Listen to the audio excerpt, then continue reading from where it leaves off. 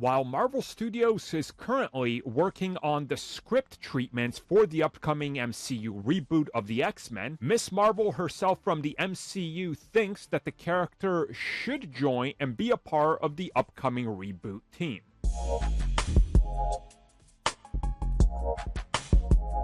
Currently in the comics, and it's been going on for a while at this point when it comes to comics, Ms. Marvel has been revealed to be a mutant. Well, okay, not entirely. She's the first ever half-mutant, half-inhuman hybrid. Either way, though, yeah, she's a mutant, so that's the way they're going. In the MCU, they also revealed she's also a mutant, but then in the Marvels, we also saw that she's part inhuman, so clearly they might be doing the same thing. Well, recently in an interview with Comic Book, Iman Vellani, the actress who plays Ms. Marvel, was asked about her future in the MCU, the direction of Ms. Marvel, and what does she think of the X-Men comics, her joining the team, and how is she handling that considering she helped write it?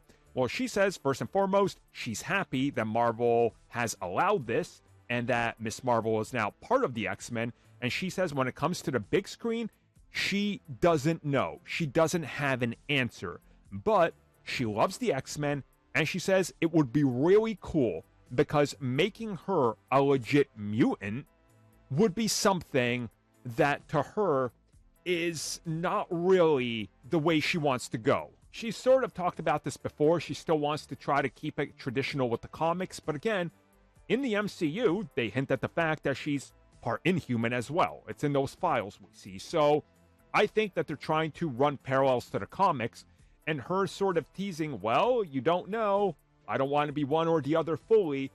I think they realize that this character will continue to appear, and having her appear alongside other mutants just makes sense since she was revealed to be one of them.